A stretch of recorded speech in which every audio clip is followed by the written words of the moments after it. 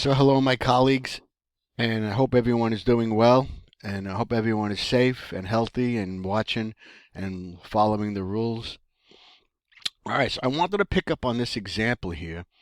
This example is most important because it shows what happens is if you bought something, right, and then sell it for different prices. Okay, so you'll notice here it was purchased 2 years ago for 100,000. Okay, and the current book value is 48,000. What does that mean? That means it's being depreciated, and it's been depreciated already by $52,000, which is the difference. Okay, I hope everyone's clear about that.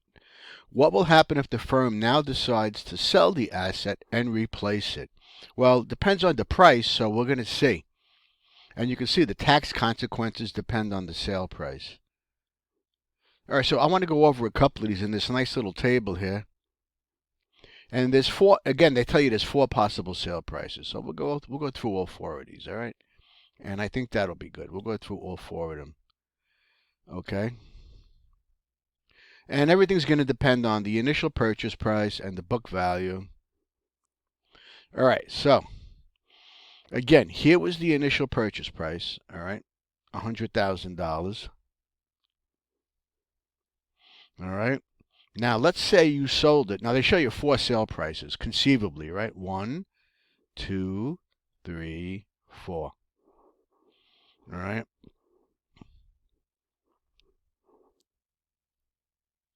So I highlighted the purchase price here, 100,000, and the four conceivable sale prices. So if you sell it for 100,000, 110,000, that's 10,000 more than if you paid for it, right? Is everyone clear? So that 10,000 is considered what? A capital gain. See, here's the four sale prices, all right? It's like you bought stock at 100,000 and you sold it for 110,000. You have a capital gain. Okay, see that? All right. Now, so you will pay taxes on whatever the current capital gain rate is. All right. Now, here is the um, price if you sold it for 70,000. Now, that's less than the initial purchase price, but the book value is 48,000. So you basically sold it for $22,000 more than the book value, right? The difference here is 22,000. So you can't have your cake and eat it too. So now you've got recaptured depreciation. You got to pay tax on, right? See the gain right here, 22,000. Okay. So if you sold something for 110,000, again, you've got two components. You've got the capital gain plus the recaptured depreciation. So you've got a gain here of 62,000. So you're going to have to pay capital gains on 10 and normal, income tax of 52,000 on the recaptured depreciation. Okay, I hope everyone's clear about that. This has got two components.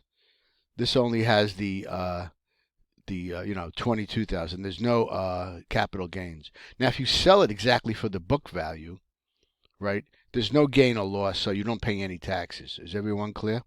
That's what it's worth. If you sell it for 30,000, you've taken a loss, and you have a loss of 18,000, and you could, whatever the tax consequences are, you could write that off on your taxes. Okay. And they go everything I kind of just said to you. They go through down here. Okay. So let me just kind of, they go through all this stuff right here, right? So, and anyway, they go through it all as I just went through it. And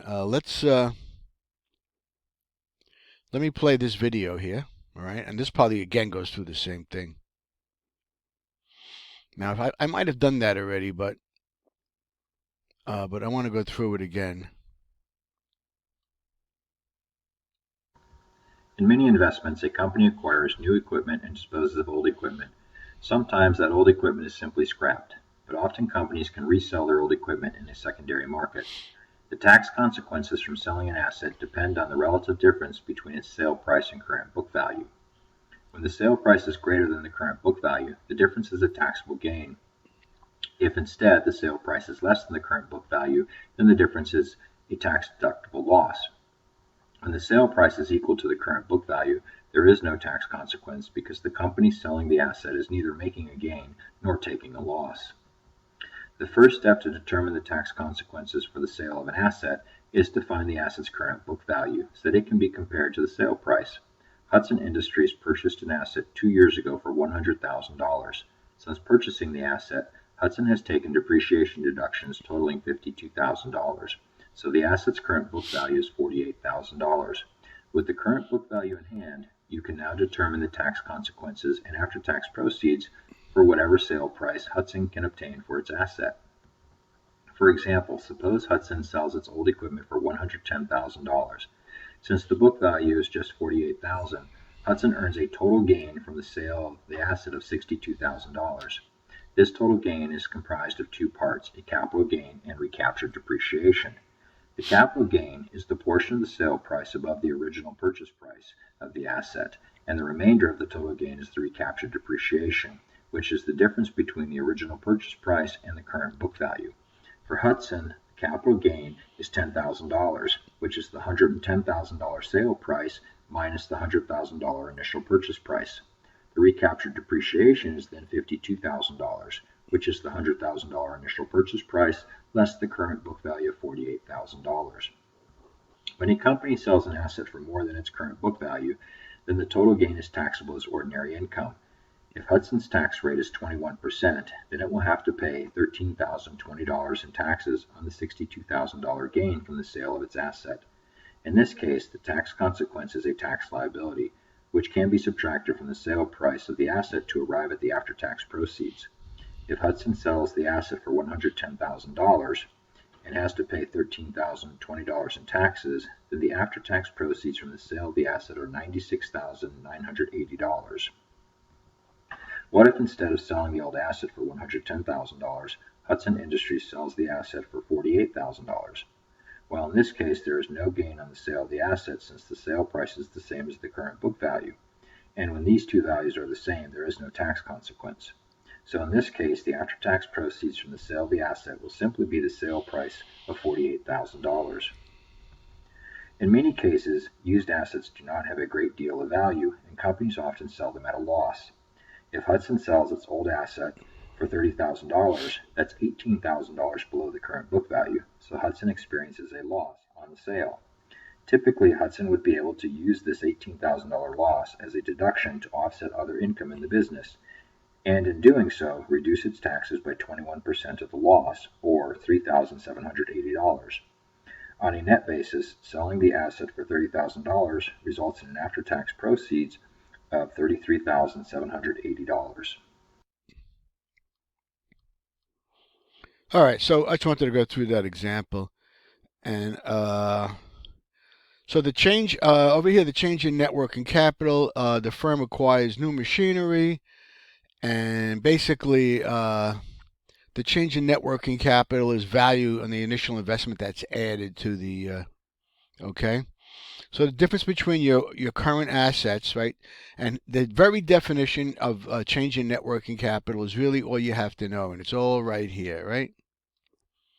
And it's basically the difference between the change in current assets and the change in current liabilities, like I guess year over year, right? Is called the change in net working capital, and that's different than the net working capital.